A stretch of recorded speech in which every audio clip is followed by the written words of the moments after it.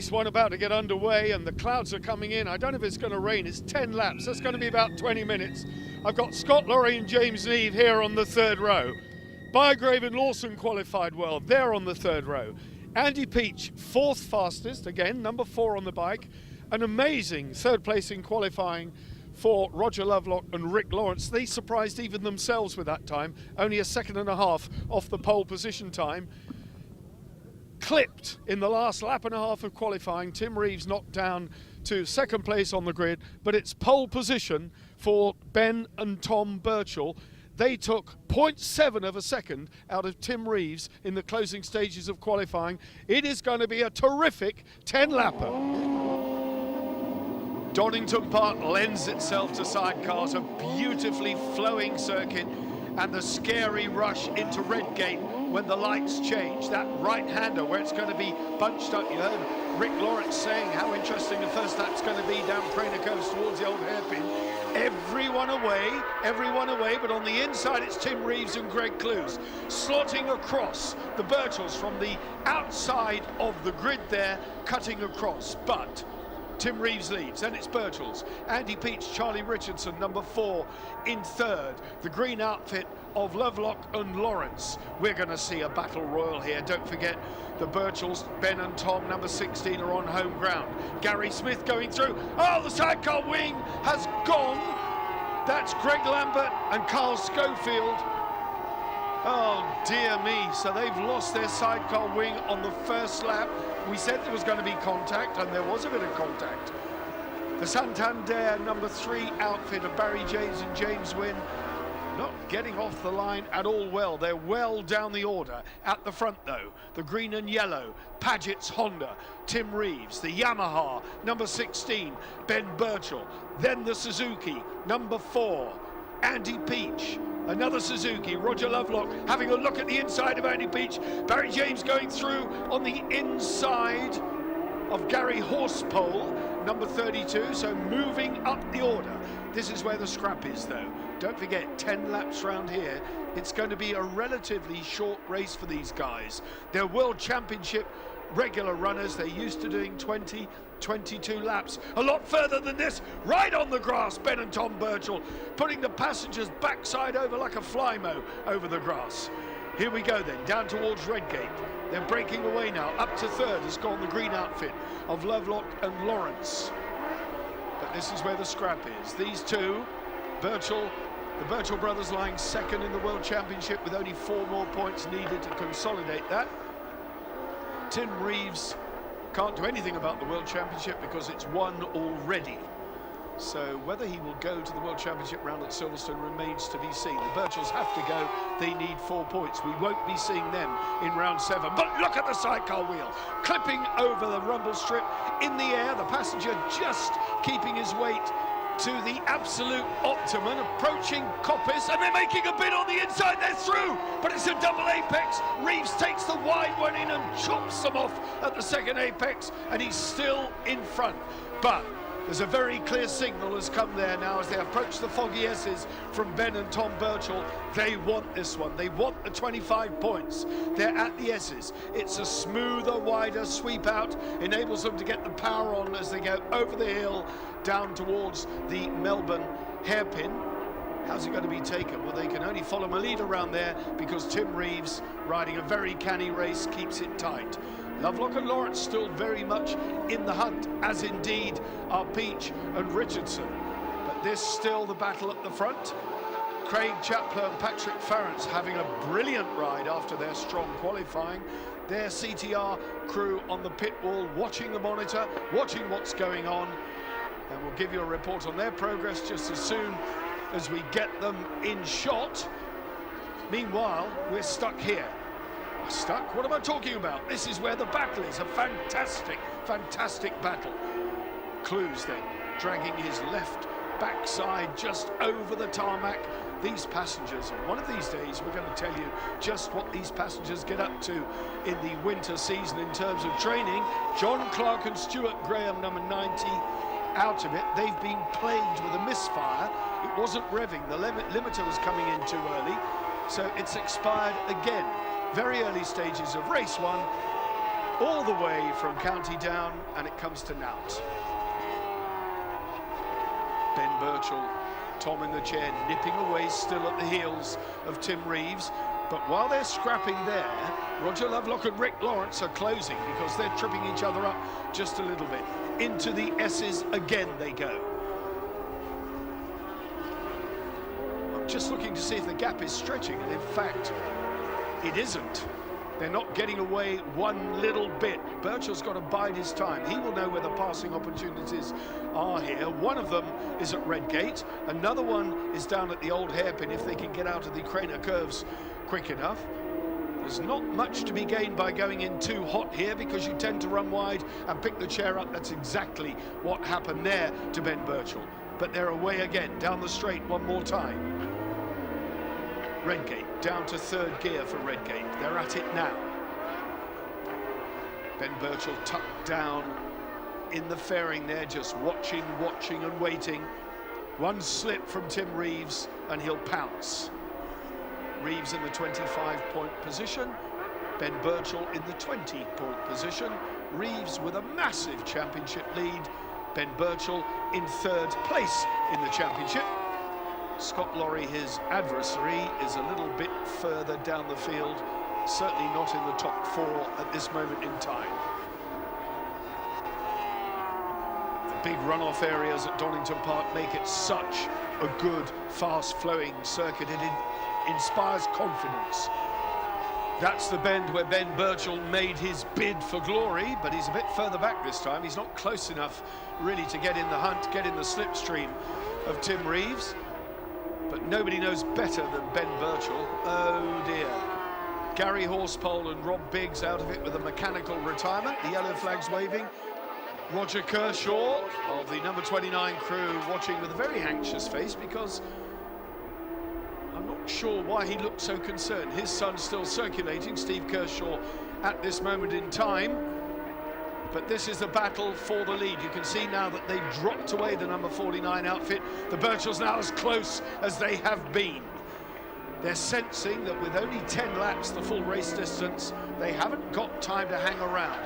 There's no time or no opportunity for plan B. They can't recover, they can't get second wind. They've got to do it now. At the old hairpin, round they go. Onto the bottom straight, towards Starkey's. They're at Starkey's, round the left-hander. Schwantz curved this one, then up to McLean's. Are we going to see it at Coppice this time?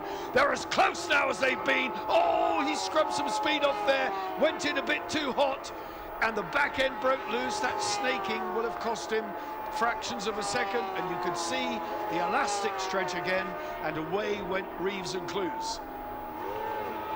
Birchall was shaping himself up for an attacking move. The momentum would have carried him all the way up the hill, but he's look at that. It's almost as though Tim Reeves has got wing mirrors. He sensed he was on the outside there. He moved over to block the line.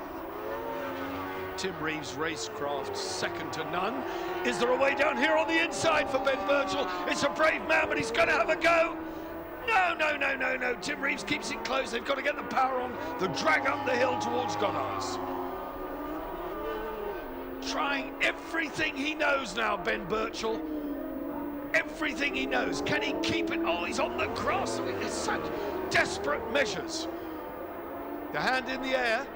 A little wave in the air. The atmosphere's gone a little bit damp here, and I suspect that Greg Clues is worried that there might be moisture on the track, just a few spots of rain, but as quickly as they arrive, they seem to dissipate. So it's business as usual. Down goes Clues' hand, down goes Reeves' head, and he gets on with the business of winning this race. Ben and Tom Birchall still very much in touch, but they've lost the initiative. Getting it crossed up twice on the same lap, once into McLean's, and the second time on the approach to Goddard's has cost them dear. It's almost now, if I didn't know him better, I'd say that Ben Birchall has settled for second place. Except I do know him quite well, and he never settles for second place. The head of Tom down behind the perspex. And In fact, Roger Lovelock said to me they missed the Dunlop Bridge because when they went under there, he knew it was a marker. They'd have to be popping up out of the bubble and into the slipstream at any moment for the S's. He's close again. He's close again here, trying a different tack. Chopping on the inside this time. Now, is it going to be a fast run into this left-hander of Goddard's? Approaching very, very quickly, but Tom is out. Not even looking, just keeping his head down. Now he looks. Tim Reeves kept the door closed that time. He thought there might be an attacking move coming up the inside, but he couldn't have been further from the truth. It was the other side of the track. They were looking at the outside, trying everything they know to get past Tim Reeves on the Honda. Honda versus Yamaha. Paget's Honda. Yeah, look at the speed down there, both of them in a full three-wheel drift on the approach there at Starkey's. Round they come. Up to Schwantz. McLean's in the right-hander. Birchall's got the slingshot, definitely there. He's right on him now. There's almost paintwork being swapped. This is it. Coppice gets on the inside. He's there. He's there. He's nailed it, but he went wide. He went wide, and they're almost on the gravel. He just went in too hot. So that's deja vu, I think, for Tim Reeves. Twice he's been passed at Coppice. Twice he hugged the tight line, and twice Ben Birchall ran wide. That's given it now, in my opinion, humble opinion, I have to say, to Tim Reeves and Greg Clues. As they come down to the Melbourne hairpin. What a race. Two world-class competitors giving it their very best shot in the Eastern Airways British F1 Sidecar Championship, the Sidecar Championship in the UK. Just a little bit ragged now, Ben Birchall, going in hot there, getting the sidecar wheels some 3 or 4 inches off the tarmac on the entry to the bend. That's no good because you can't drive it when the chair wheel is up. You need the chair wheel planted so you can drive it round the corner. He knows that far better than I do. Ben Bygrave's father giving him the come on. The boys are well placed, Bygrave and Lawson. Craig Chaplow and Patrick Farrance going well. There you are, 7th place for them. That's a season best for Craig Chaplow and Pat Farrance. Terrific ride from those boys. Tim Reeves and Greg Clues, though, now have this pretty much sewn up. Phil Bell with Phil Hydes in the chair this weekend, so yet another passenger for Phil Bell. Ben Holland, Lee Watson, we haven't seen too much of them in this race, although they have been circulating consistently in the middle order. So a little bit for them to do. Look at the performance, I think, in race 1 to bring it into race 2. Phil Bell in the sunshine here now at Donnington Park, leading Gary Smith. Gary Smith, I remember interviewing him some 20 years ago at Knockhill, so he's been around a long time. He was on F2 outfits then. A championship winner, a British champion in his day. So there's more to come from Gary Smith, I tell you, when he gets that bike sorted. He's been plagued with problems. Not so these guys, although they did have a bit of Honda engine performance in the early part of the season. But my goodness me, Clive Paget got them sorted. He's helped them immensely. And look how quick that Honda is going now. In the background, what was to have become a motocross circuit here at Donnington Park, I think that's on hold. Thankfully, the Wheatcroft family have now reclaimed the circuit to run it commercially as a racetrack again through 2012. So that's good news for all forms of motorsport. Easy peasy, you might say now, for Tim Reeves. I think Ben Birchall's enthusiasm got the better of him. He's certainly unbelievably quick, but on a good day, Tim Reeves takes some beating. And I have to say that this looks to be a good day. Over the rise to the Melbourne hairpin. Still not out of the running by any means, the 3rd place, number 49 crew, Roger Lovelock and Rick Lawrence. There they go through the shot now. No sign of the 4th place man, but we're looking at the race leader, 1 lap to go then for Tim Reeves and Greg Clews as they cross the line. Oh, look how close the green outfit is. Birchall's are slipping back. They are losing it. There's either a mechanical problem or their confidence has been dented. I'm not sure which, I can't possibly know. But Roger Lovelock and Rick Lawrence are on them. They are very, very close. The third place crew have really wound in. This man has gone away. So you can see the gap is visible now. It's almost the entire length of Craner Curves. Oh, Scott, what a shame for him. Scott Laurie, James Neve out of the race, and I suspect out of second place in the championship table, although it's going to be close, not nearly as close as we've got now on the last lap. Roger Lovelock, Rick Lawrence, number 49, on the back of the Birchalls. We're riding with them now, the Green Meanie. Up the sideways, they've got a problem. They've got a major tyre problem. The back end stepping out. Are we up to second? No, we're not. They're still fighting. We're on the start-finish straight. This the battle then for second place. It's a done deal for race leader Tim Reeves and Greg Clews. Are they going to be able to keep it tight? Roger Lovelock senses second place on the podium could be his if he can keep it on now. Down into the right-hander here at the Melbourne Head, he's on the inside. They're through. He's ridden the Birchalls wide. They can't come back from that one. This is Tim Reeves then at Goddard's.